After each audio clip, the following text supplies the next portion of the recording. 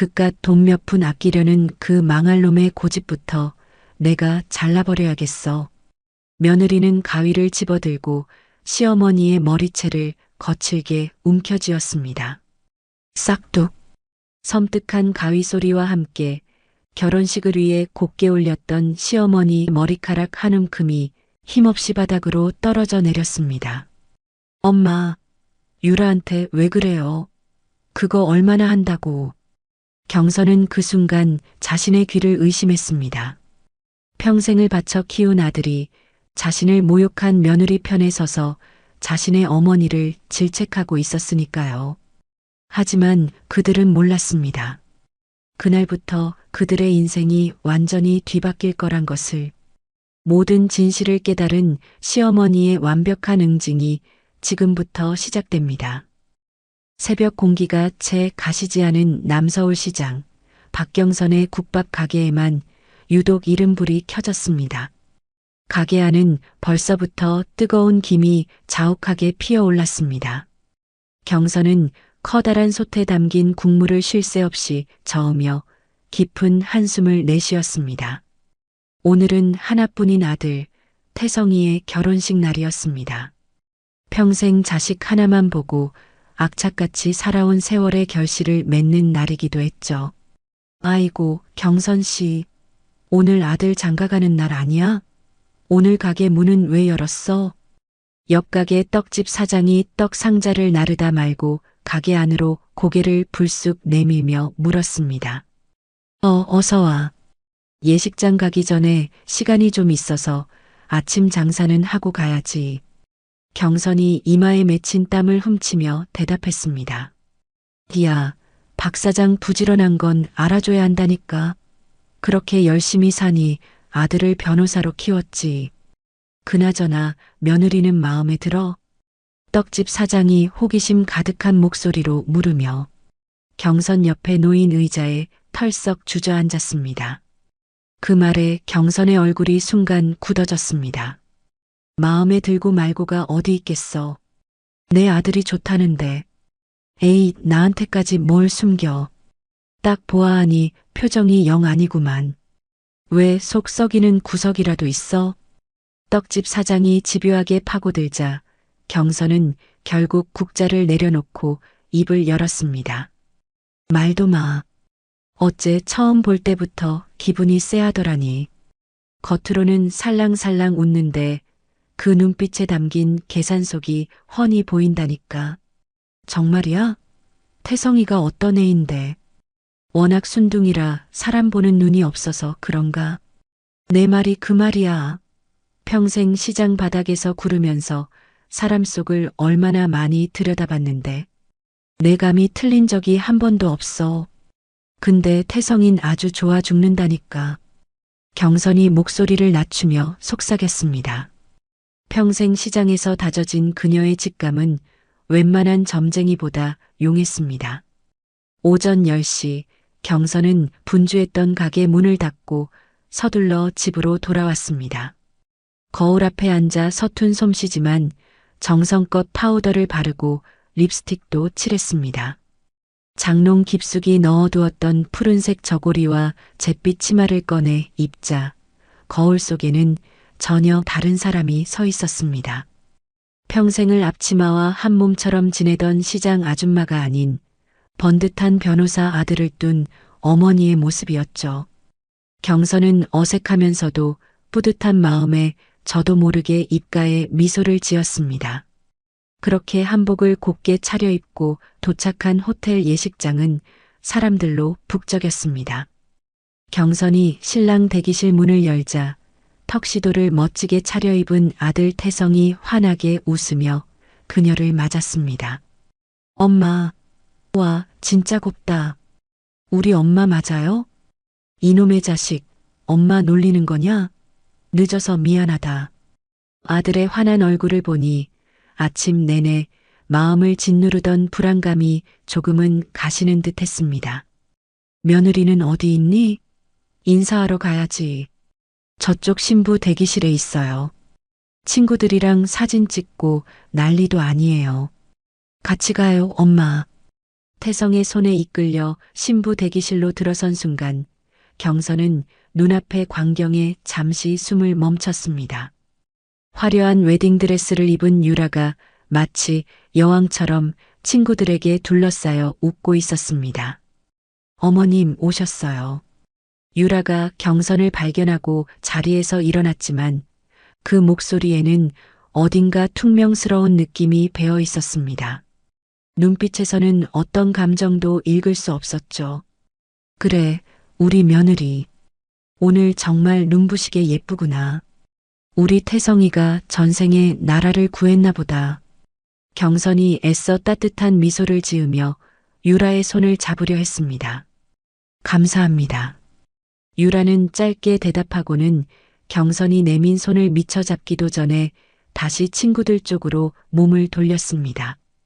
언제 시어머니가 있었냐는 듯 금세 친구들과 시시덕거리며 웃음꽃을 피웠죠. 그녀에게 경선은 잠시 스쳐 지나가는 배경처럼 보였습니다. 아들 앞에서 차마 내색할 수는 없었지만 경선의 등 뒤로 찬바람이 휑하게 부는 것 같았습니다. 엄마, 유라가 많이 긴장해서 그래요. 예쁘게 봐주세요. 태성이 어머니의 굳은 표정을 살피며 조심스럽게 말했습니다. 그래, 그럴 수 있지. 경선이 억지로 입꼬리를 올리며 대답했습니다. 하지만 속으로는 긴장이 아니라 무시다. 이놈아. 내 어미를 대놓고 무시하는 거다라는 말이 목구멍까지 차올랐습니다. 이 화려한 결혼식장부터 수천만 원짜리 드레스, 신혼집과 신혼여행까지 모두가 경선이 평생 국밥을 팔아모은 피 같은 돈으로 마련한 것이었습니다.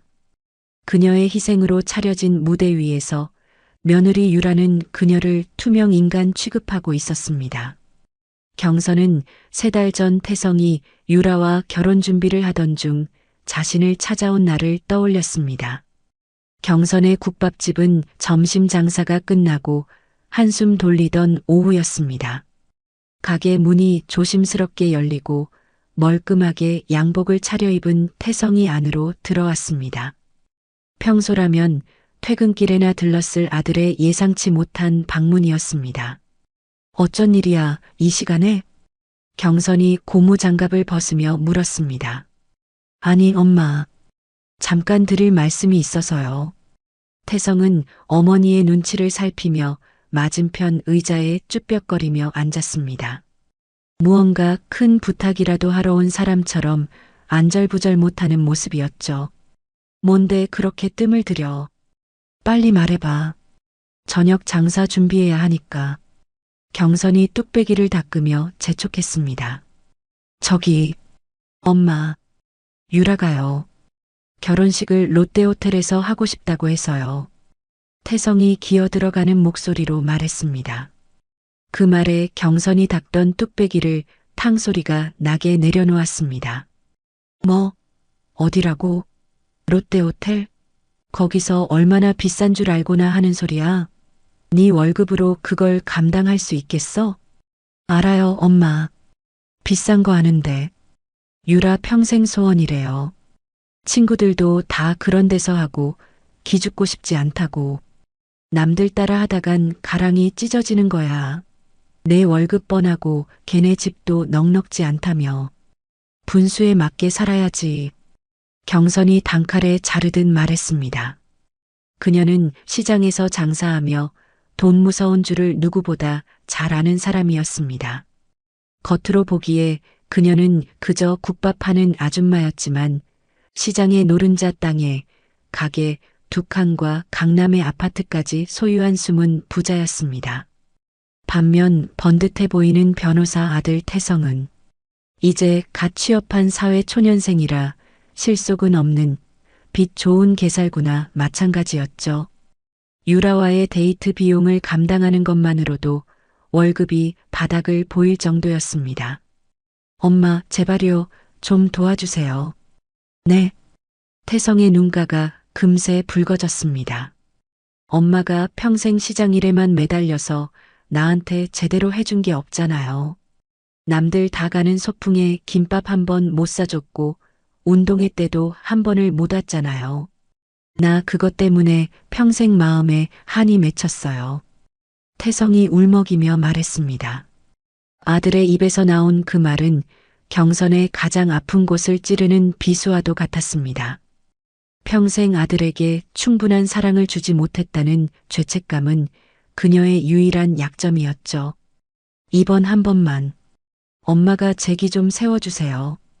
유라 앞에서, 예비 장모님 앞에서 폼 좀 날 수 있게 도와주세요. 다 큰 아들이 눈물을 뚝뚝 흘리며 두 손을 모아 비는 모습에 경선의 마음은 무너져 내렸습니다. 수천만 원이 넘는 돈이었지만 아들의 눈물 앞에서는 휴지 조각처럼 가볍게 느껴졌습니다. 알겠다, 엄마가 해줄게. 울지 마라. 경선이 한 발 물러서며 말했습니다. 자식 이기는 부모 없다는 말이 하나도 틀리지 않았습니다. 그럼 해주시는 거예요? 태성이 고개를 번쩍 들며 물었습니다. 그래, 이놈아. 내 아들 결혼식인데 그까짓 거 못 해주겠냐. 경선이 결국 허락의 말을 뱉었습니다. 그녀는 그것이 아들의 상처를 보듬는 길이라 믿었습니다. 그렇게 그날의 기억에서 벗어난 경선은 정신을 차리고 결혼식장을 둘러봤습니다. 시끌벅적했던 결혼식이 끝나고 양가 직계 가족과 가까운 친지들이 호텔 패백실로 하나둘 모여들었습니다. 화려한 병풍과 붉은 비단으로 꾸며진 패백상 앞에 화롯을 곱게 차려입은 태성과 유라가 나란히 앉았습니다. 경선은 무릎 위에 놓인 자그마한 비단 상자를 소중하게 매만지며 순서를 기다렸습니다. 아들의 결혼을 위해 몇 달 전부터 정성껏 닦고 또 닦아둔 것이었죠. 자, 그럼 신부가 시어머님께 큰 절을 올리겠습니다. 사회자의 안내에 따라 유라가 경선 앞으로 다가와 절을 올렸습니다. 어머님, 태성 씨 잘 키워주셔서 감사합니다. 목소리는 공손했지만 그저 외워둔 대사를 읊는 것처럼 아무런 감정이 실려있지 않았습니다. 그래, 아가. 우리 이제 한 식구가 됐으니 앞으로 잘 지내보자. 경선이 따뜻하게 말하며 유라의 손을 잡아 일으켜 세웠습니다. 그리고는 무릎 위에 있던 비단 상자를 조심스럽게 열었습니다. 상자 안에는 세월의 깊이가 느껴지는 은수저 한 벌이 고운 빛을 발하며 놓여 있었습니다. 유라야, 이건 너에게 꼭 주고 싶었던 게다. 경선이 은수저를 꺼내며 말했습니다. 오랜 세월이 흘렀지만 주인의 정성스러운 손길 덕의 수저는 은은한 광택을 잃지 않고 있었습니다. 우리 집안 대대로 며느리에게만 물려주는 갑오야. 내 시어머니, 그러니까 태성이 할머니가 시집 오실 때 가져오신 거고, 나도 태성이 아빠한테 시집 올 때 이걸 받았지. 경선의 목소리에는 자부심과 애정이 가득했습니다. 하지만 은수저를 건네받은 유라의 표정은 경선의 기대와는 전혀 달랐습니다. 그녀는 수저를 이리저리 뒤집어 보더니 이내 노골적으로 얼굴을 찡그렸습니다. 어머님, 설마 패백 선물이 이게 전부예요?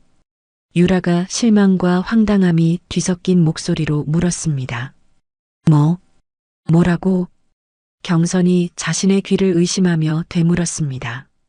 순간 패백실을 채우고 있던 화기애애한 공기가 싸늘하게 얼어붙었습니다. 아니, 요즘 누가 이런 걸 써요? 완전 옛날 물건이잖아요.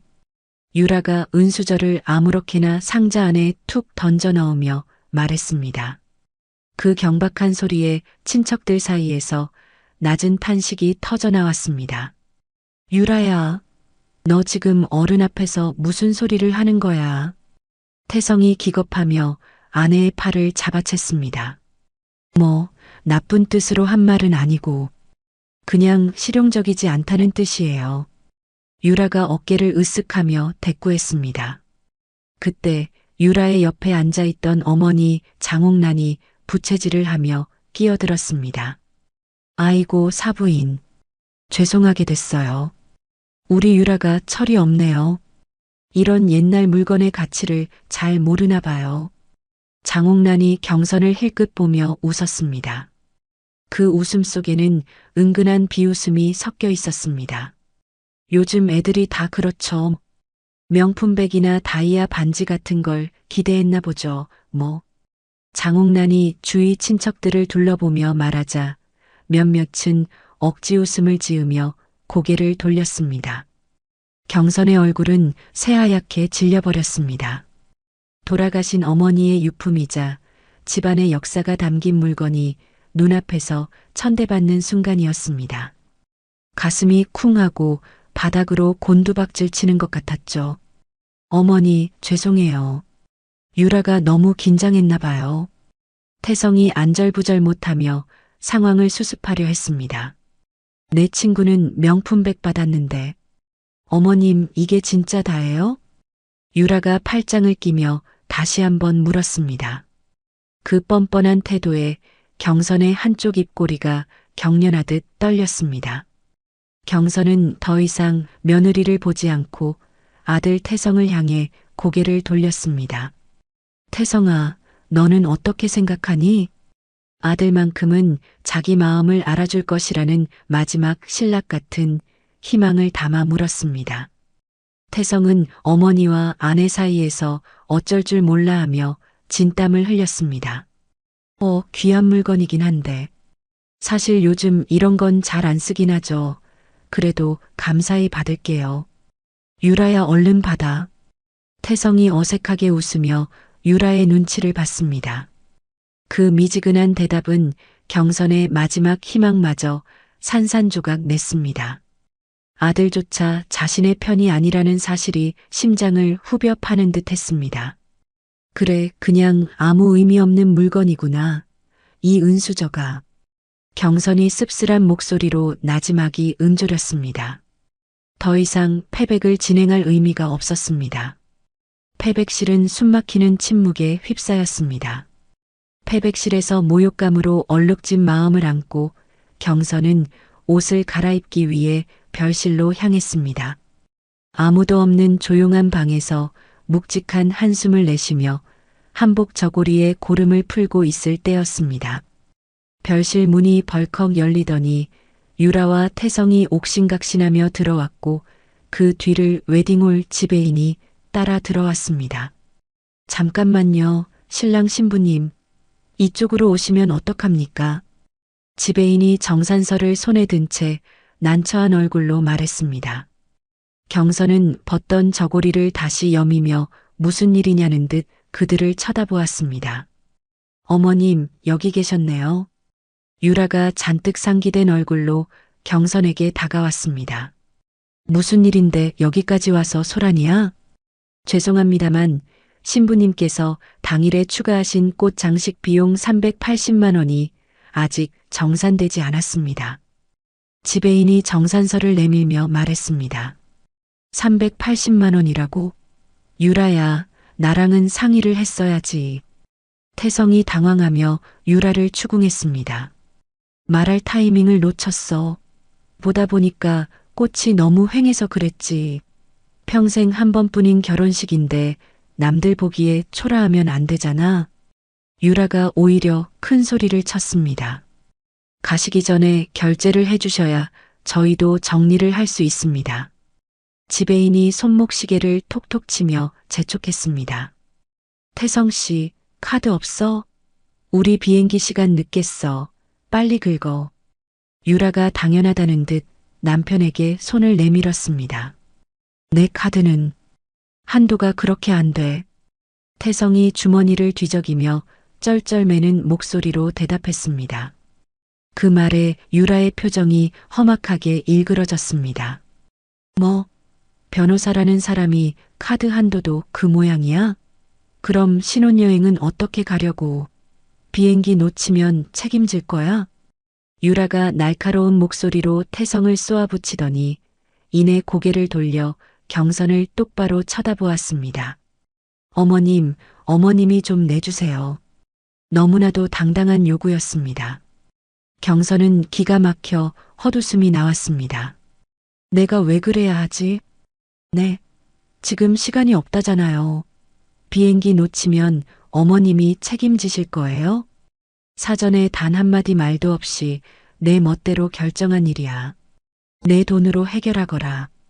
경선이 싸늘하게 말했습니다. 가보를 무시당한 것도 분한데 이제는 자신의 돈을 마치 쌈짓돈처럼 여기는 며느리의 태도를 더는 참아줄 수가 없었습니다. 어머님, 진짜 이렇게 나오실 거예요?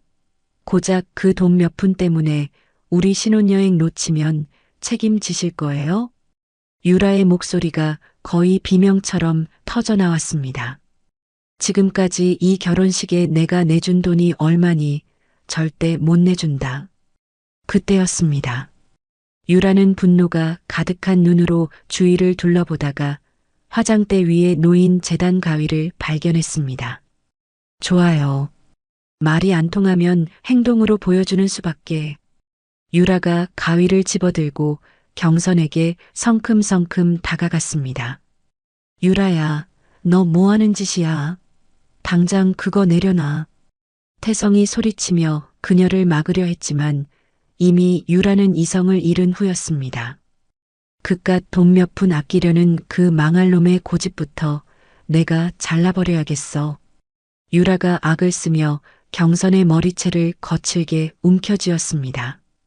결혼식을 위해 곱게 빗어 올린 경선의 머리가 순식간에 흐트러졌습니다. 이거 나 지금 뭐 하는 짓이냐? 경선이 저항했지만 유라의 악력은 생각보다 강했습니다. 싹둑. 섬뜩한 소리와 함께 경선의 머리카락 한 움큼이 힘없이 바닥으로 떨어져 내렸습니다. 경선은 충격으로 그 자리에 주저앉았고 태성은 얼어붙은 채 그 광경을 보고만 있었습니다. 바닥에 흩어진 자신의 머리카락을 망연자실하게 내려다보는 경선의 귓가에 믿을 수 없는 아들의 목소리가 비수처럼 날아와 꽂혔습니다. 엄마, 유라한테 왜 그랬어요?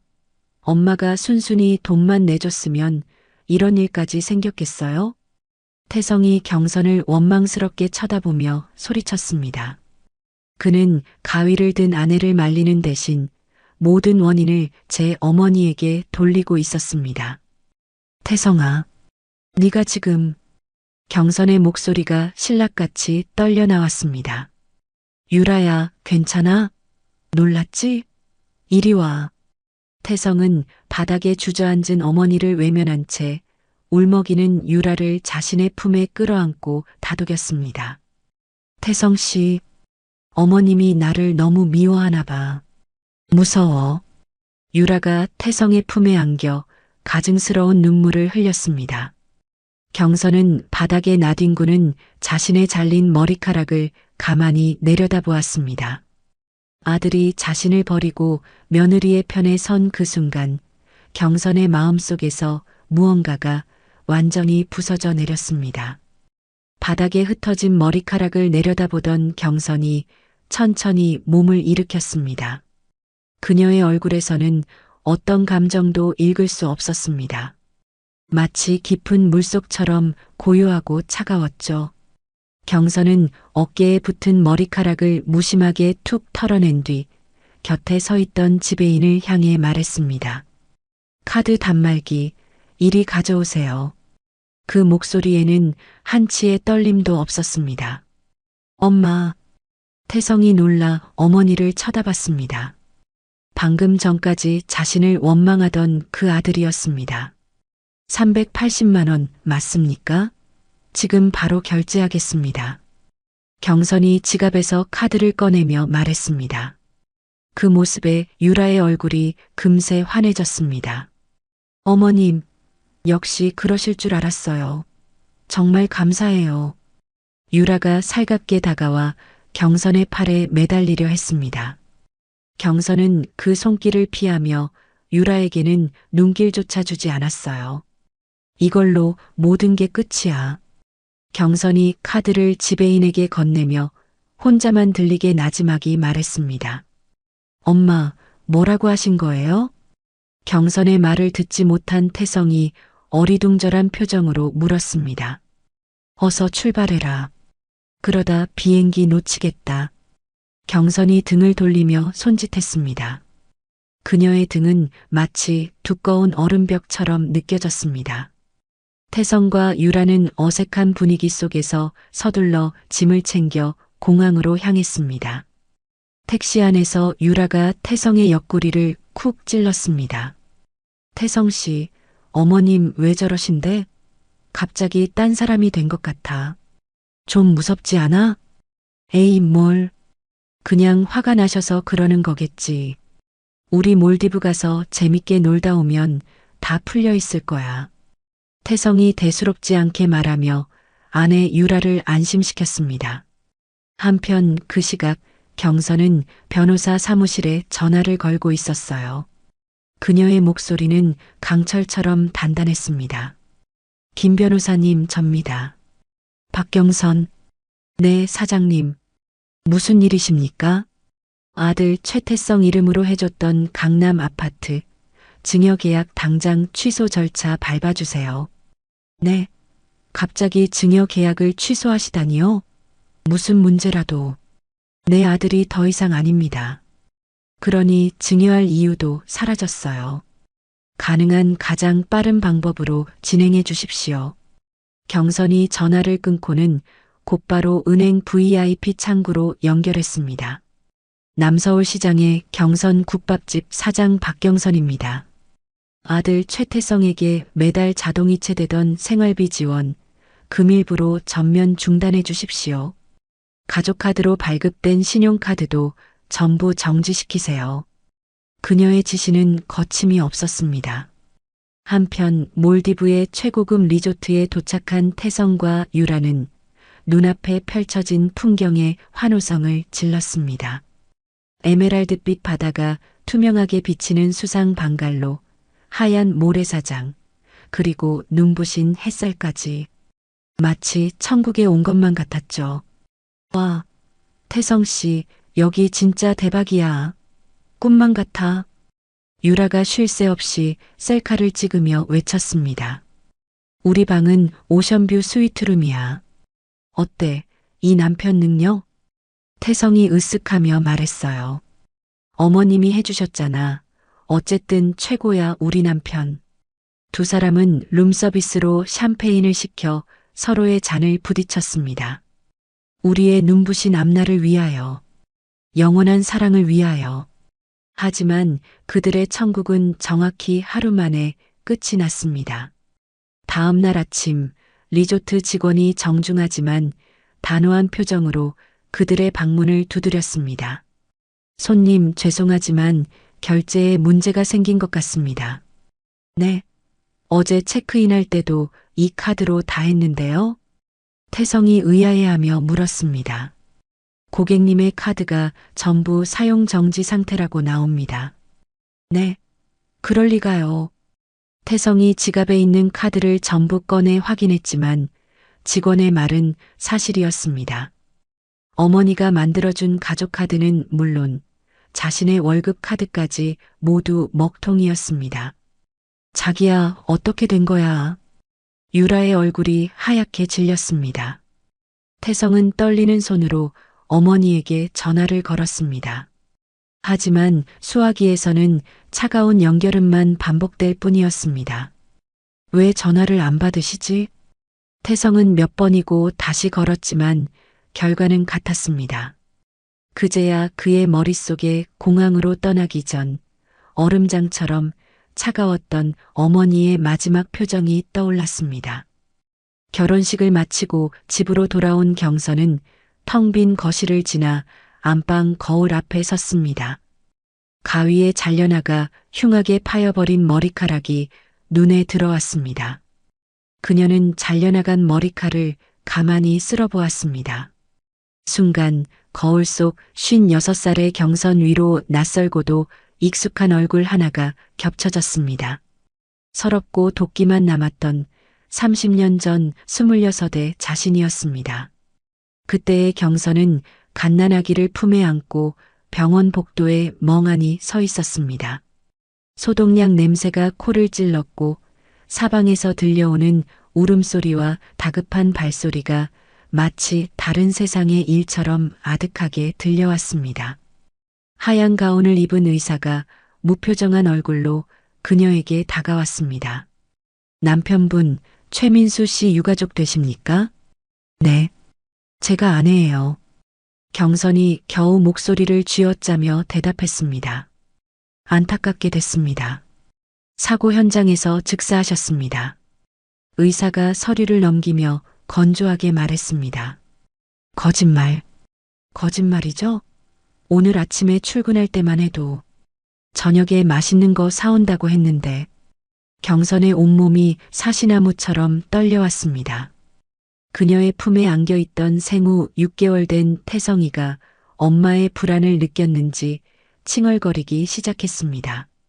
장례식장부터 알아보시는 게 좋겠습니다. 의사는 그 말만 남기고 차갑게 몸을 돌려 사라졌습니다. 다리에 힘이 풀린 경선은 그대로 복도 바닥에 주저앉았습니다. 엄마가 무너지자 태성이는 세상을 떠나가라 울음을 터뜨렸습니다.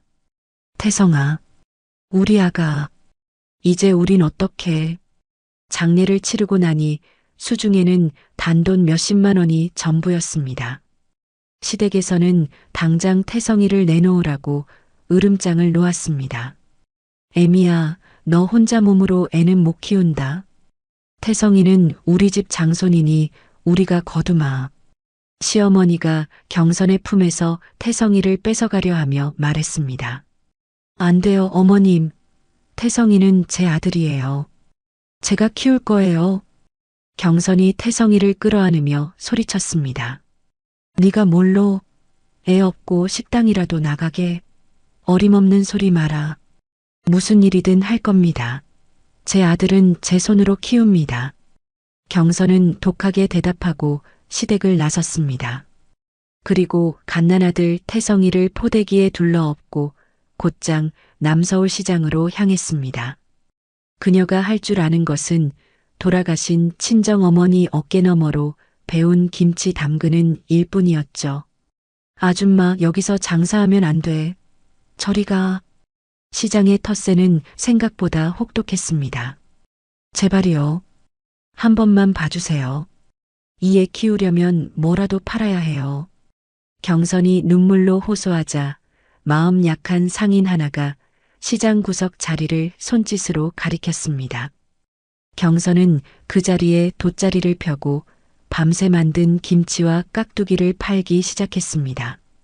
손님들의 발길은 끊겨 있었고 배고픈 태성이는 자지러지게 울어댔습니다. 내 우는 소리 때문에 장사 다 망치겠네. 썩 꺼져. 주변 상인들의 욕설이 사방에서 날아들었습니다. 경선은 사람들의 눈을 피해 냄새나는 시장 화장실에 쪼그려 앉아 아들에게 젖을 물렸습니다. 서러운 눈물이 젖과 함께 아이의 얼굴 위로 뚝뚝 떨어졌습니다. 그러던 어느 날 지나가던 아주머니 한 명이 김치 맛을 보더니 2포기를 사갔습니다. 손에 쥔 6,000원. 경선은 그 돈을 붙잡고 한참을 울었습니다. 그날 이후 경선은 더욱 악착같이 김치를 담갔습니다. 밤에는 좁은 단칸방에서 잠든 아들 곁에 앉아 배추를 절이고 새벽에는 그 배추를 이고 시장으로 향했습니다. 몇 년이 지나자 젊은 과분의 김치는 시장에서 가장 맛있는 김치로 소문이 났습니다. 돗자리 장사는 작은 좌판으로, 좌판은 번듯한 가게로 커졌습니다. 엄마, 우리 가게 진짜 좋다. 7살이 된 태성이가 가게 안을 뛰어다니며 신기해했습니다. 경선은 그런 아들을 보며 웃었지만 마음 한편은 늘 미안함으로 무거웠습니다. 아들 소풍날 김밥 한 줄 싸주지 못했고 운동회 한번 가보지 못했으니까요. 태성아, 엄마가 맨날 일만 해서 미안해. 남들처럼 많이 못 놀아줘서. 아니야, 엄마. 난 엄마가 김치 파는 거 구경하는 게 제일 재밌어. 아들은 해맑게 웃으며 대답했습니다. 경선은 그런 아들의 머리를 쓰다듬으며 다짐하고 또 다짐했습니다. 내 아들만큼은 절대 돈 때문에 고개 숙이는 인생을 살게 하지 않겠다고, 자신이 평생을 바쳐 그 다짐을 지켜왔다고 생각했습니다. 그로부터 또 몇 년의 세월이 흘러 태성이가 교복을 입고 어엿한 중학생이 되었을 무렵이었습니다. 억척 같은 세월을 보낸 경선의 작은 김치 가게는 이제 남서울 시장의 명물이 되어 있었습니다. 그녀의 손맛이 담긴 김치는 마약 김치라 불리며 불티나게 팔려나갔죠. 경선은 여기에 만족하지 않고 손님들이 맛있는 김치와 함께 든든하게 배를 채울 수 있도록 뜨끈한 국밥을 함께 팔기 시작했습니다. 이 국밥이 김치와 환상의 궁합을 자랑하며 대박을 터뜨렸고 경선의 가게는 남서울 시장에서 가장 장사가 잘 되는 국밥집으로 자리 잡았습니다. 그런데 평화롭던 시장에 어느 날부터인가 낯선 그림자가 들이오기 시작했습니다. 잘 차려입은 정장, 머리부터 발끝까지 값비싼 물건으로 치장한 중년 여자가 시장에 나타난 것이죠. 그 여자가 바로 훗날 경선과 사돈으로 다시 만나게 될 장옥란이었습니다. 자자, 시장 상인 여러분, 잠시 저 좀 주목해 주십시오. 장옥란이 박수를 치며 시장 한복판에 섰습니다. 그녀의 세련된 모습은 기름때 묻은 시장의 풍경과 어울리지 않았습니다. 저는 남서울시장 재개발 추진 조합장 장옥란이라고 합니다. 재개발이요? 아니, 멀쩡한 시장을 왜 뒤엎는다는 거요? 떡집 사장이 의심스러운 눈초리로 물었습니다. 아이고, 사장님, 이 낡고 비위생적인 시장을 허물고 백화점처럼 번쩍번쩍한 현대식 쇼핑몰을 짓는 겁니다. 여러분은 이제 어엿한 쇼핑몰 사장님이 되시는 거고요. 장옥란이 청사진을 펼쳐 보이며 상인들을 현혹했습니다. 그녀의 달콤한 말에 보상금이라는 단어가 나오자 상인들의 눈이 반짝이기 시작했습니다. 장옥란은 그 기회를 놓치지 않고 며칠에 걸쳐 가게마다 들러 상인들의 동의서를 받아냈습니다. 하지만 경선의 가게에서 그녀의 화려한 말솜씨는 통하지 않았습니다. 저는 좀 더 생각해 봐야겠습니다. 이건 쉽게 결정할 문제가 아니에요. 경선이 팔짱을 끼며 말했습니다. 시장에서 산전수전 다 겪은 그녀의 눈에는 장옥란의 계산속이 훤히 보였습니다. 박 사장님, 왜 이렇게 빡빡하게 구세요? 다른 분들은 두말 없이 도장 찍으셨는데. 장옥란의 목소리에 짜증이 섞이기 시작했습니다. 다른 사람은 다른 사람이고 저는 접니다. 며칠 후 장옥란이 계약서를 들고 다시 경선의 가게를 찾아왔습니다. 이번에는 그녀의 얼굴에서 가식적인 미소가 완전히 사라져 있었습니다. 자, 여기 보상 금액입니다. 이 정도면 만족하시겠죠? 장옥란이 경선의 면전에 계약서를 펼쳐 보였습니다. 하지만 액수를 확인한 경선의 눈이 커졌습니다. 지금 장난하십니까? 내 가게가 2칸인데 이게 말이 되는 금액이라고 생각하세요? 시세의 반값도 안 되잖아요. 어머, 사장님. 여기가 무슨 강남 땅인 줄 아시나 봐? 시장 바닷가게가 다 거기서 거기지. 뭘 더 바라세요? 장옥란이 경선을 위아래로 훑어보며 비웃었습니다. 그리고 혼자 아들 키우는 과부라고 들었는데 이 정도도 감지덕지 아니에요? 이 돈 받고 딴 데 가서 편하게 사세요. 그 말이 경선은 분노가 치밀어 올랐습니다. 지금 뭐라고 하셨습니까? 사실을 말한 건데 기분 나쁘셨나? 딱해 보여서 한마디 해준 거예요. 나가 경선이 차가운 목소리로 말했습니다. 네, 내 가게에서 당장 나가라고 했습니다. 경선이 가게 문을 열어젖히며 소리쳤습니다. 장옥란은 어깨를 으쓱하며 밖으로 나갔습니다. 두고 보죠. 그 고집 부린 걸 얼마나 후회하게 될지. 그날 이후 경선의 가게 앞에는 험상궂은 사내들이 진을 치기 시작했습니다. 그들은 아무 말도 아무 행동도 하지 않았습니다. 그저 문신이 가득한 팔뚝을 드러낸 채 가게 앞을 지키고 서 있을 뿐이었죠. 그 침묵의 위협은 손님들의 발길을 끊기에 충분했습니다. 며칠 뒤 장옥란이 다시 나타나 의기양양하게 물었습니다. 이제 좀 생각이 바뀌셨나? 당신이 보낸 사람들이지? 글쎄, 나는 모르는 일인데? 장옥란이 콧방귀를 뀌며 시치미를 뗐습니다. 경선은 그때 보았습니다. 자신의 가게를 헐값에 집어삼키려는 장옥란의 눈 속에서 번뜩이는 탐욕의 불꽃을 말이죠. 이 여자는 처음부터 상인들과 상생할 마음 따위는 없었던 겁니다. 좋아. 어디 한번 해보자는 거지? 경선이 주먹을 꽉 쥐며 말했습니다. 그것이 두 사람의 질긴 악연의 시작이었습니다.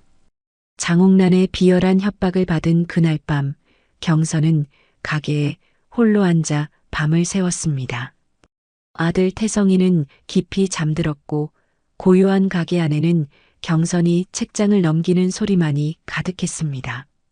그녀는 아들의 학업을 위해 들락거리던 도서관에서 이번에는 자신을 위해 재개발 관련 법률 책을 한 무더기 빌려왔습니다.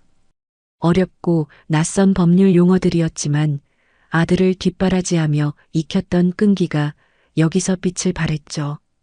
그녀는 날카로운 눈으로 법조항의 허점을 파고들며 밤새 밑줄을 긋고 내용을 정리했습니다. 다음 날 아침 퀭한 눈의 경선이 옆가게 떡집 사장을 찾아갔습니다. 사장님, 어젯밤에 제가 정리한 겁니다. 한번 보시죠. 경선이 내민 서류에는 장옥란이 제시한 계약서의 문제점과 법적 허점들이 빼곡히 적혀 있었습니다. 아니, 이게 다 사실이야? 보상금이 시세의 3분의 1도 안 된다고? 떡집 사장이 서류를 보며 경악했습니다. 네. 그리고 조합 설립 요건도 갖추지 못한 사기극이에요. 우리가 무지하다는 걸 이용해서 시장 전체를 날로 먹으려는 속셈입니다. 이런 천하의 사기꾼을 봤나? 그럼 우리는 어떻게 해야 해? 뭉쳐야 합니다. 우리끼리 싸우면 각계격파당할 뿐이에요. 제가 앞장설 테니 사장님이 다른 상인들을 설득하는데 힘을 보태주십시오. 그날부터 경선은 시장의 선봉장이 되었습니다. 그녀는 가게마다 찾아다니며 상인들에게 장옥란의 검은 속셈을 낱낱이 알렸습니다. 처음에는 반신반의하던 상인들도 경선이 제시하는 명확한 증거 앞에서 점차 분노하기 시작했습니다. 결국 며칠 만에 남서울시장 상인 비상대책위원회가 꾸려졌고 상인들은 만장일치로 경선을 위원장으로 추대했습니다. 드디어 상인 총회가 열리는 날 장옥란은 여유로운 미소를 지으며 단상에 섰습니다. 그녀의 눈에는 어리석은 시장 상인들을 향한 경멸이 가득했습니다. 그때 경선이 서류 뭉치를 들고 총회장으로 들어섰습니다. 어머, 박 사장님 아니야? 또 무슨 헛소리로 사람들 선동하려고 오셨나? 장옥란이 비아냥거리며 말했습니다. 경선은 대꾸 없이 곧장 단상으로 향했습니다. 상인 여러분, 오늘 저는 사기꾼 조합장의 가면을 벗기기 위해 이 자리에 섰습니다. 경선의 외침에 총회장이 술렁였습니다. 뭐, 저 여자가 지금 뭐라고 짓거리는 거야? 장옥란이 자리에서 벌떡 일어나며 소리쳤습니다. 이 여자 뒤로는 건설사와 짜고 우리 가게들을 헐값에 팔아넘기려 했습니다. 여기 그 증거가 있습니다. 경선이 장옥란과 건설사 간의 불법이면 계약서를 상인들 머리 위로 높이 쳐들었습니다. 거짓말. 저건 다 조작된 거야. 장옥란의 얼굴이 새빨갛게 달아올랐습니다. 조작이라고요? 좋습니다. 그럼 이건 어떻습니까? 경선이 두 번째 서류 뭉치를 단상 위에 쾅 소리가 나게 내려놓았습니다. 여기에는 우리가 받을 보상금이 실제 시세의 30%도 되지 않는다는 감정평가서와 조합 설립에 필요한 동의서조차 제대로 받지 않은 불법 서류들이 있습니다. 저런, 우리를 아주게 돼지로 봤구나. 상인들의 분노가 들불처럼 번져나갔습니다. 아닙니다. 여러분, 저 여자의 말에 속지 마세요. 저건 다 궁지에 몰린 장옥란이 필사적으로 변명했지만 상인들의 분노는 이미 극에 달해 있었습니다. 저 사기꾼을 당장 끌어내. 내년 같은 것 때문에 우리 시장 다 망할 뻔했네. 성난 상인들에게 둘러싸인 장옥란은 결국 머리채를 잡힌 채 총회장에서 질질 끌려나갔습니다. 박경선, 두고 봐. 오늘의 이 치욕, 내 절대 잊지 않을 테니까. 쫓겨나가는 순간까지도 장옥란은 경선을 향해 저주를 퍼부었습니다. 결국 재개발 계획은 백지화되었고 상인들은 힘을 합쳐 자신들의 소중한 터전을 지켜냈습니다. 경선은 승리의 기쁨을 안고 자신의 가게로 돌아왔습니다. 수십 년 전의 그 시절을 떠올리며 경선이 아들과의 연을 끊어낼 굳은 결심을 다지고 있을 바로 그 시각. 신혼여행지에서 급하게 돌아온 유라는 커다란 여행 가방을 끌며 엄마 장옥란의 집 현관문을 미친 듯이 두드리고 있었습니다. 엄마, 문 좀 열어봐, 엄마. 유라의 목소리는 눈물과 분노로 뒤엉켜 있었습니다. 문이 열리고 우아한 실크 잠옷의 장옥란이 나타났습니다. 어머, 유라야. 신혼여행은 어쩌고 벌써 왔어?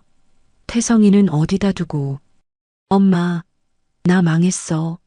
우리 완전히 망했다고.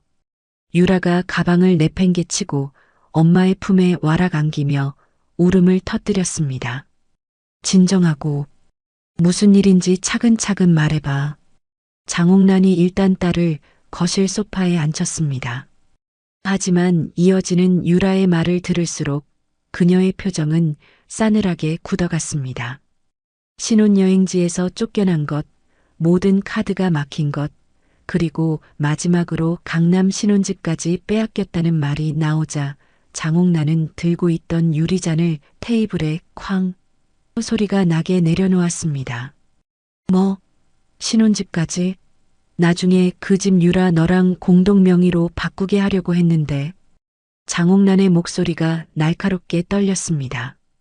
그녀의 완벽한 계획이 첫 단계부터 처참하게 실패했음을 깨달은 순간이었습니다. 몰라. 그 여자가 우리 돈줄을 다 끊어버렸어. 태성 씨는 완전히 얼이 빠져서 넋 놓고 있고 결혼식장에서 작작 좀 하지. 그렇게 시어머니한테 대들어대니까 이 사단이 난 거 아니야. 장옥란이 혀를 차며 말했습니다. 아 몰라 엄마. 이제 우리 어떡해.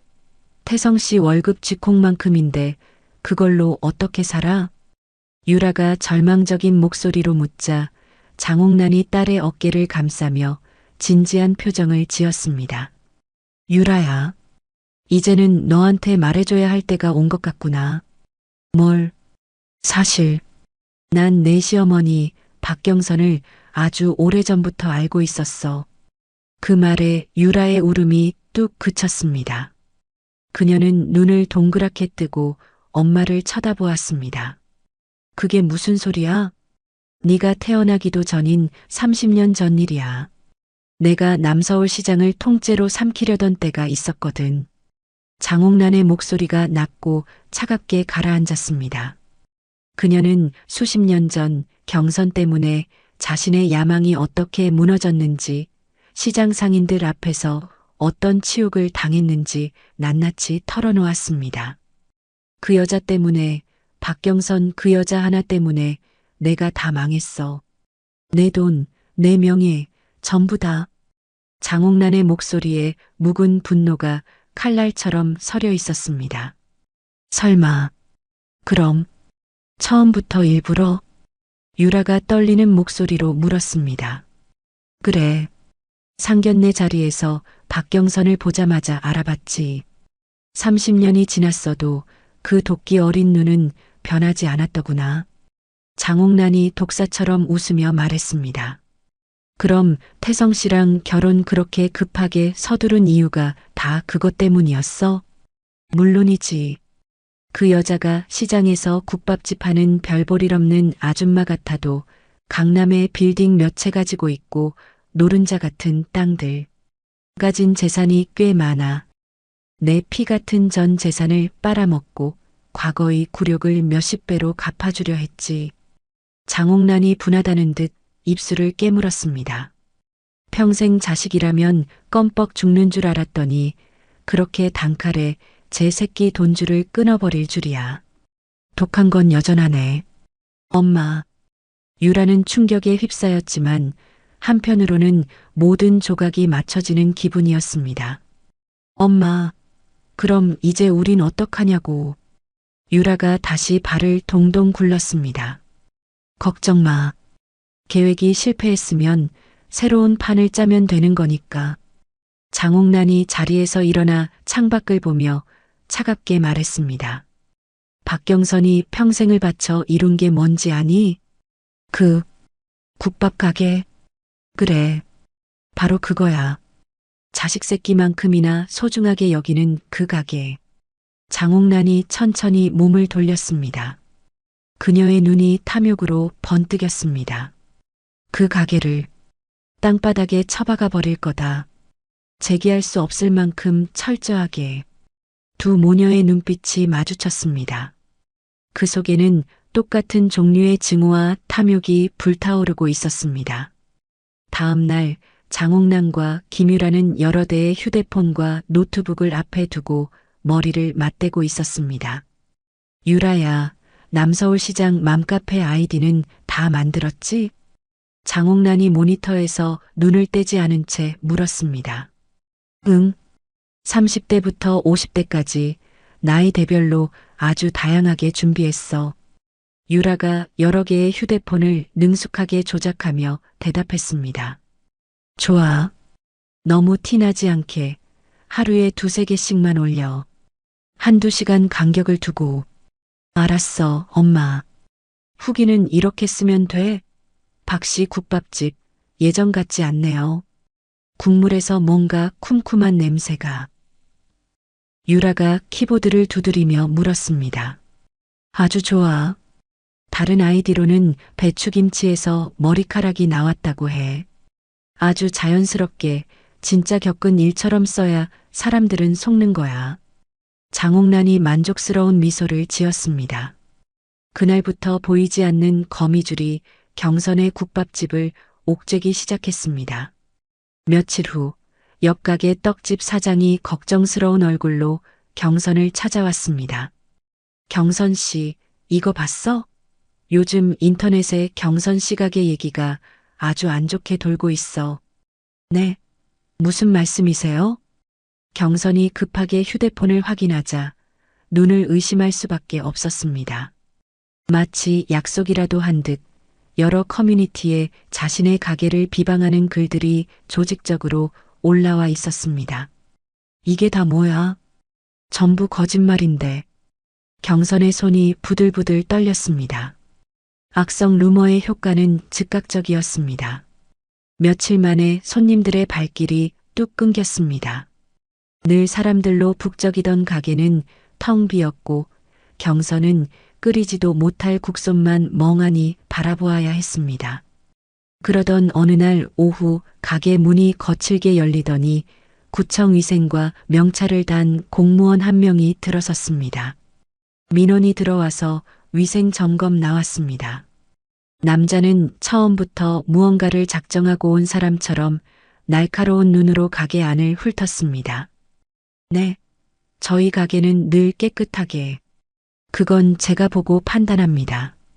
공무원은 먼지 하나라도 찾아내려는 듯 집요하게 가게 구석구석을 살폈습니다. 하지만 평생을 청결하게 관리해온 경선의 가게에서 이렇다 할 문제점을 찾기란 불가능했죠. 여기 행주가 왜 이렇게 더러워요? 한참을 트집거리를 찾던 공무원이 구석에 놓인 행주를 가리키며 말했습니다. 네, 그건 방금 쓰레기통에 버리려던 겁니다만.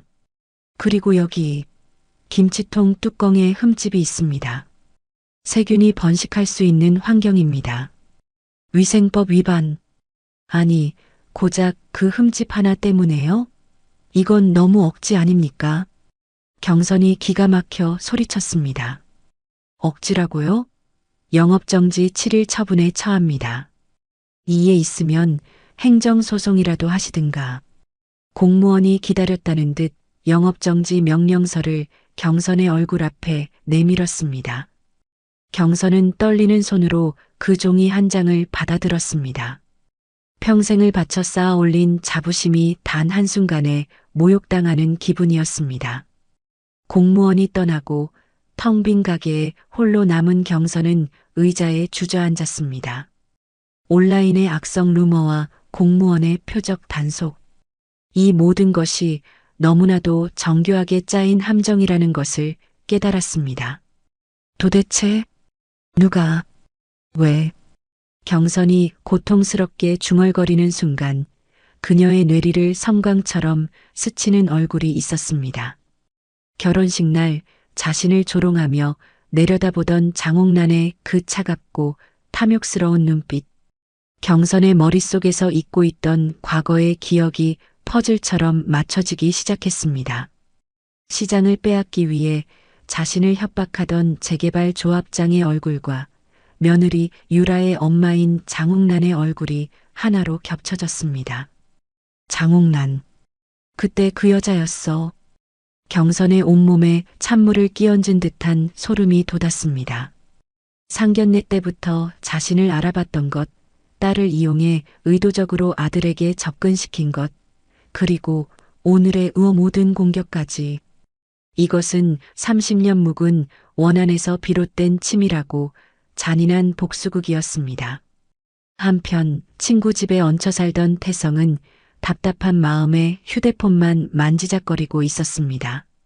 어머니에게 보내는 문자는 여전히 읽지 않은 상태였고 전화는 받지 않았습니다. 경선이 모든 진실을 깨달으며 절망에 빠져 있을 무렵 시장 떡집 사장은 유라와 시어머니 장옥란의 정체를 경선에게 전해 듣고 더 이상 지켜만 볼 수 없었습니다. 평생을 함께한 친구가 속절없이 무너지는 것을 지켜만 볼 수는 없었죠. 그리고 그녀 덕분에 장옥란에게 당하지 않고 이 시장에서 계속 장사를 할 수 있었으니까요. 그는 앞치마를 벗어 던지고 경선이 예전에 자랑하며 건네주었던 아들의 명함을 꺼내 들었습니다. 주소지에 적힌 강남의 번듯한 오피스텔. 떡집 사장은 곧장 택시에 몸을 실었습니다. 최태성 법률사무소라는 문패 앞에서 그는 잠시 망설이다 결심한 듯 문을 두드렸습니다. 문을 열고 들어서는 떡집 사장을 본 태성의 얼굴에 놀라움이 스쳤습니다. 아저씨, 여긴 어쩐 일로? 태성아, 할 얘기가 있어서 왔다. 떡집 사장의 얼굴은 돌처럼 굳어 있었습니다. 그는 태성이 권하는 차도 마다하고 사무실 한가운데 떡하니 서서 태성을 쏘아보았습니다. 어머니 때문에 오신 거죠? 무슨 일 있으세요? 제가 전화해도 받지를 않으셔서. 태성이 조심스럽게 물었습니다. 일이 있냐고? 일이 차고 넘치지. 국밥집, 지금 영업정지 당했다. 네, 영업정지요? 갑자기 왜요? 태성이 자리에서 벌떡 일어나며 물었습니다. 위생법 위반이래. 그런데 그게 말이 되나? 30년 넘게 장사하면서 한 번도 탈 난 적 없는 집인데. 그리고 네 엄마가 위생에 얼마나 철저한 사람인 줄은 네가 더 잘 알지 않니? 떡집 사장이 으르렁거리듯 말했습니다. 누군가 일부러 망하게 하려고 꾸민 거야. 누가 그런 짓을. 태성이 네 마누라하고 장모야. 그 이름에 태성의 얼굴이 하얗게 질렸습니다. 아닙니다. 유라가 왜요? 그리고 장모님은. 장모님? 그 여자가 누군지 알고 장모님 소리가 나와? 30년 전에 우리 시장 상인들 피 빨아먹으려던 사기꾼이 바로 장옥란이야. 30년 전부터 너네 엄마한테 원한을 품고 있었어. 떡집 사장이 고함을 질렀습니다. 아저씨, 뭘 잘못 아신 것 같아요. 유라는 그런 거 모르는 사람이에요. 태성이 필사적으로 아내를 변호했습니다. 그 모습에 떡집 사장의 눈에 불이 붙었습니다. 아직도 정신 못 차렸구나, 태성아. 처음엔 너네 엄마도 장옥란이 그때 그 여자였던 걸 몰랐어. 이제야 생각이 난 거지. 미리 알아보지 못해 속이 숫덩이가 됐는데 아들이란 놈이 돼서 아직도 그 여자 편을 들어? 떡집 사장이 목소리를 높이며 소리쳤습니다. 자네 엄마가 저 차가운 시장 바닥에서 어떤 심정으로 자네를 키웠는지 잊은 거야. 아저씨, 새벽 4시부터 일어나서 국 끓이고 밤늦게까지 김치 담그면서 자네를 대학 보내고 변호사 만들었어. 그건 알고 있어요. 알고 있다고? 그럼 왜 그 고마운 엄마를 이렇게 외면하는 건가? 떡집 사장이 책상을 주먹으로 치며 소리쳤습니다. 결혼식 날도 그랬지. 내 마누라가 엄마 머리카락을 가위로 잘랐는데 왜 말리지 못했어? 그때는 상황이 급해서 네 엄마 존엄성이 짓밟히는데 상황이 급하다고? 떡집 사장의 목소리에 분노와 실망감이 섞였습니다. 지금도 그래. 네 엄마가 억울하게 당하고 있는데 넌 뭘 하고 있어? 태성이 고개를 숙였습니다. 자니가 변호사라면서 왜 정작 본인의 엄마는 보호하지 못하는지 생각해보게. 남일은 해결해주면서 떡집 사장이 일어서며 말했습니다. 인터넷에 올라온 그 악성 후기들 좀 제대로 살펴봐. 뭔가 이상하다는 걸 금방 알 수 있을 거야. 후기요? 맘카페, 블로그 다 찾아봐. 똑똑한 변호사라면서 그것도 못 알아내나? 떡집 사장이 문으로 향하며 마지막으로 말했습니다. 자네 엄마가 너를 얼마나 자랑스러워했는지 아나? 내 아들이 변호사 됐다고, 정의로운 일 한다고. 아저씨, 이제 어떻게 할지 자니가 결정하는 거지. 계속 그렇게 눈 감고 살 건지 아니면 진짜 변호사답게 진실을 찾을 건지. 떡집 사장이 문을 나간 후 태성은 책상에 혼자 남았습니다. 그는 컴퓨터를 켜고 어머니 가게 이름을 검색하기 시작했습니다. 맘카페와 블로그에 올라온 후기들을 하나씩 살펴보며 뭔가 이상한 패턴이 있다는 것을 서서히 깨달아갔습니다.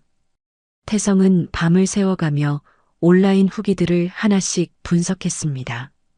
맘카페, 블로그, 네이버 후기까지 모든 것을 살펴본 결과 충격적인 사실을 발견했습니다.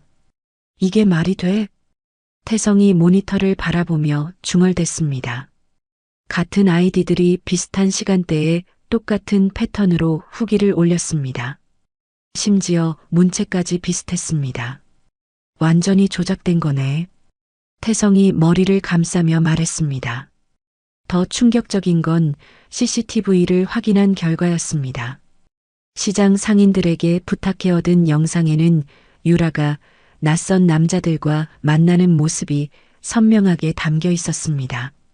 유라야, 정말 네가? 태성이 믿고 싶지 않았지만 증거는 명백했습니다. 그는 곧바로 택시를 잡고 어머니의 가게로 달려갔습니다. 영업정지라는 흰 딱지가 붙은 가게 문 너머로 넋을 잃고 홀로 앉아 있는 어머니의 뒷모습이 보였습니다. 세상에서 가장 작고 위태로워 보이는 모습이었죠. 엄마, 태성이 가게 문을 열고 들어서며 울부짖었습니다. 그 소리에 경선의 어깨가 움찔했지만 그녀는 돌아보지 않았습니다.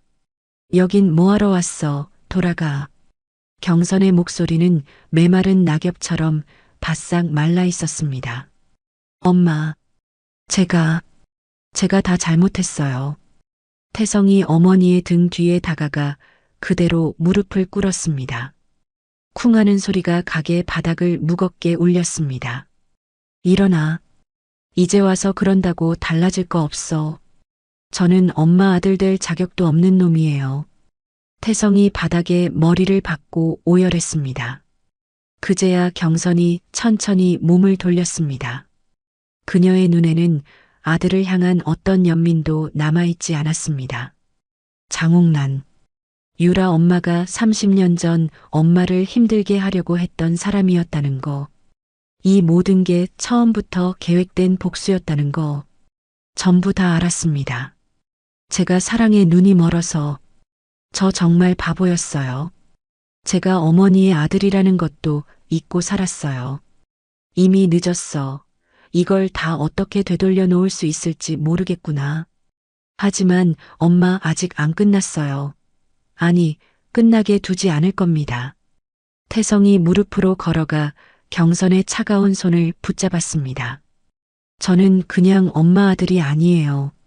엄마가 평생을 바쳐 만든 변호사입니다. 엄마가 제게 주신 이 능력으로 제가 모든 것을 제자리로 돌려놓겠습니다. 저 여자들 법의 심판대에 세워서 죗값을 치르게 할 겁니다. 반드시요. 태성의 눈빛이 이전과는 완전히 달라져 있었습니다.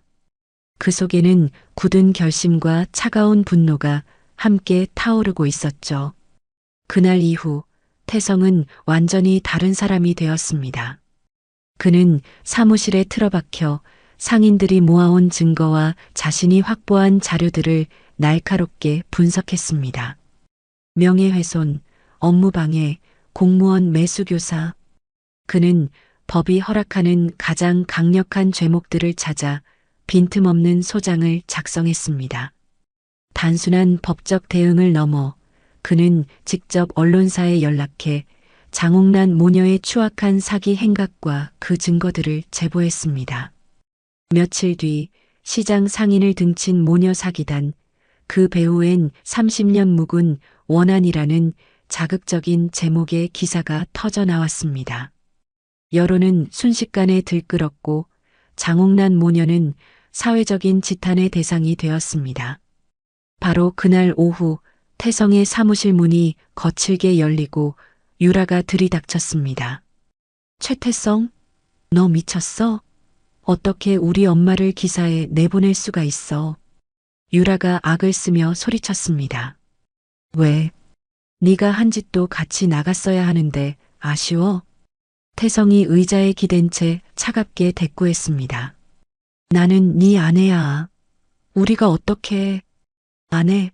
30년 묵은 복수심을 채우기 위한 도구가 아니고.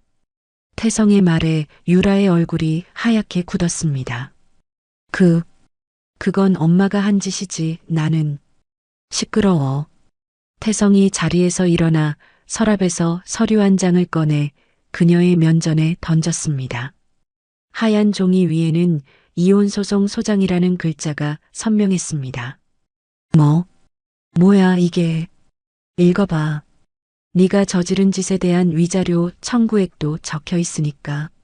사인해. 태성 씨, 제발. 우리 다시 얘기 좀 해. 내가 다 잘못했어. 유라가 그제야 태성의 바짓가랑이라도 붙잡을 듯 애원했습니다. 잘못? 처음부터 모든 게 거짓이었는데 잘못이라는 말이 어울린다고 생각하나? 나는 정말 몰랐어. 태성이 경멸의 눈빛으로 유라를 내려다보았습니다. 더 이상 할 말은 없어. 내 어머니를 모욕하고 내 인생을 기만한 죄, 법정에서 낱낱이 갚아줄게. 태성이 등을 돌렸습니다.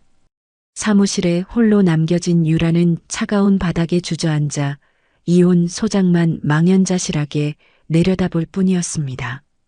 태성의 반격은 거셌고 심판의 날은 생각보다 빨리 찾아왔습니다.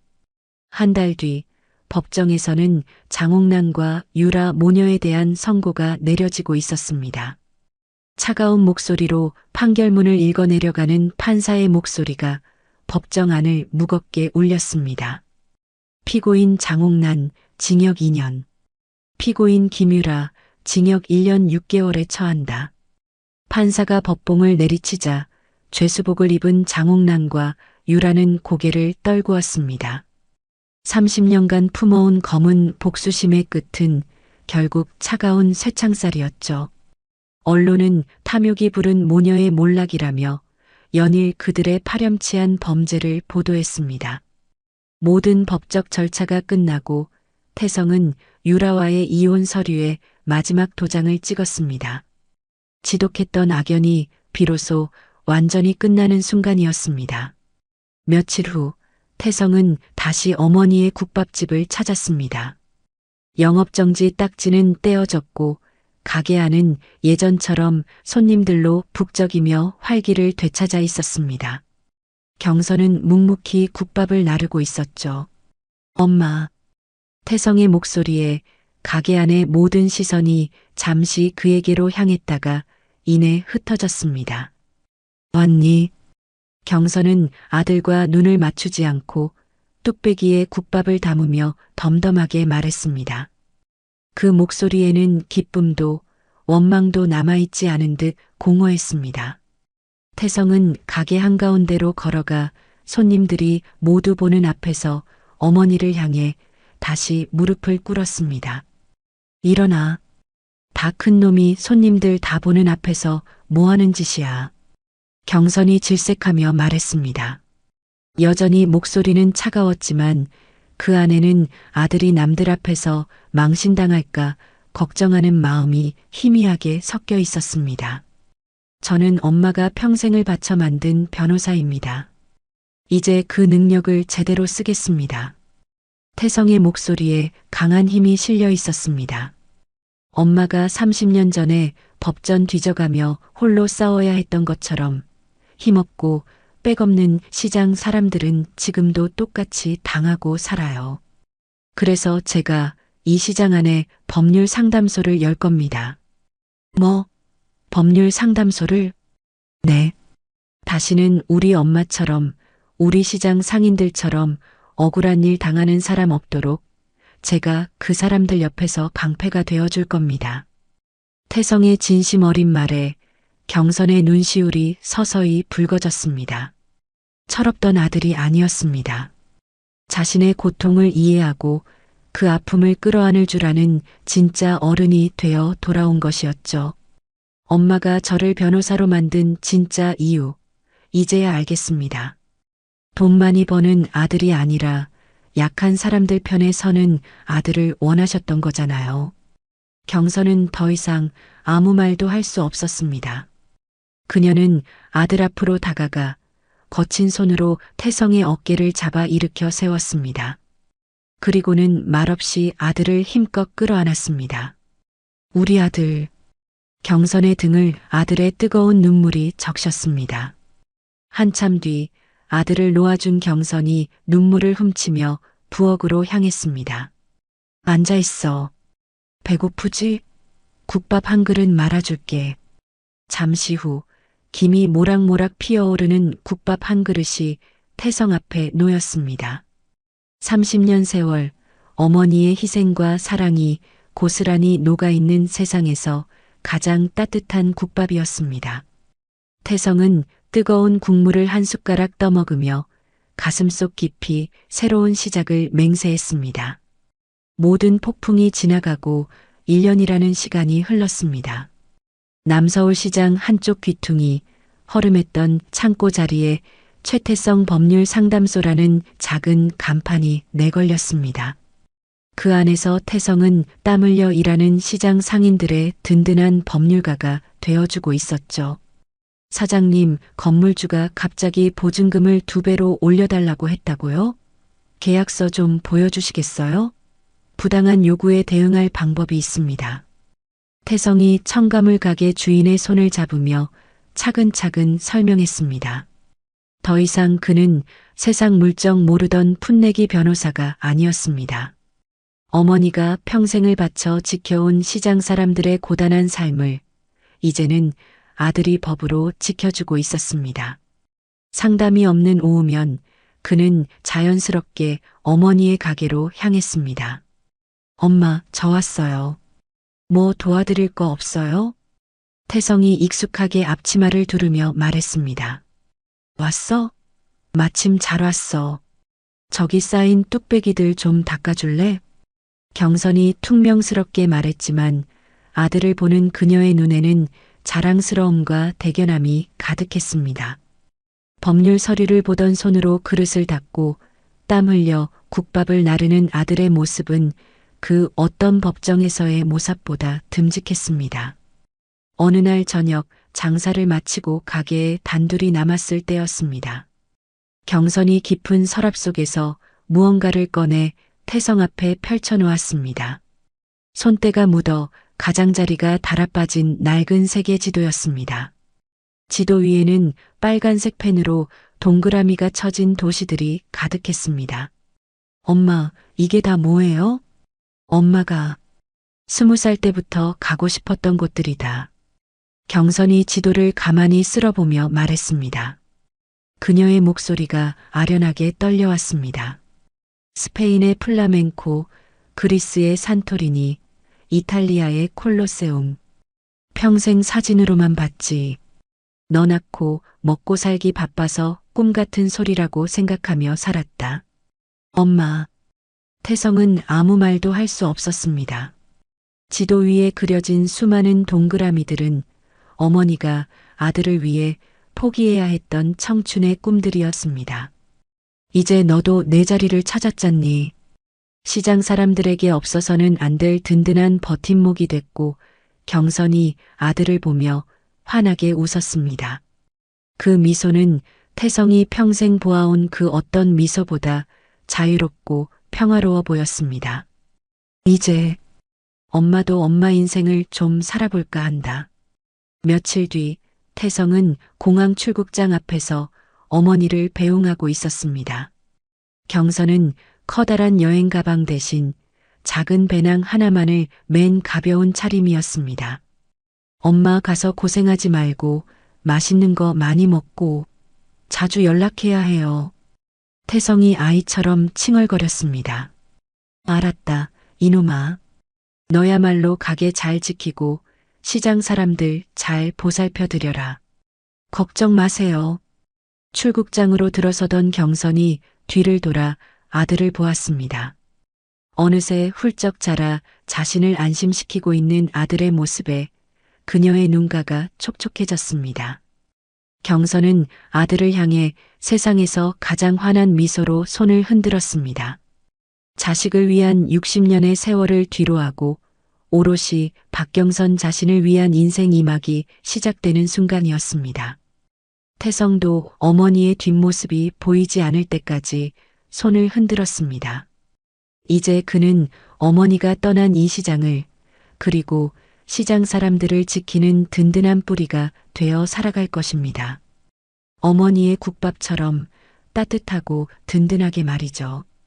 오늘 이야기 어떠셨나요? 혹시 끝까지 함께 해주신 분이 계시다면 잘 들었다고 댓글 하나만 남겨주세요. 여러분에게도 따뜻하고 빛나는 날들이 찾아올 거예요. 구독과 좋아요는 다음 이야기를 이어가는 큰 힘이 됩니다. 지금까지 오늘도 사연이었습니다. 더 깊고 따뜻한 이야기로 다시 찾아뵐게요. 편안한 하루 보내세요.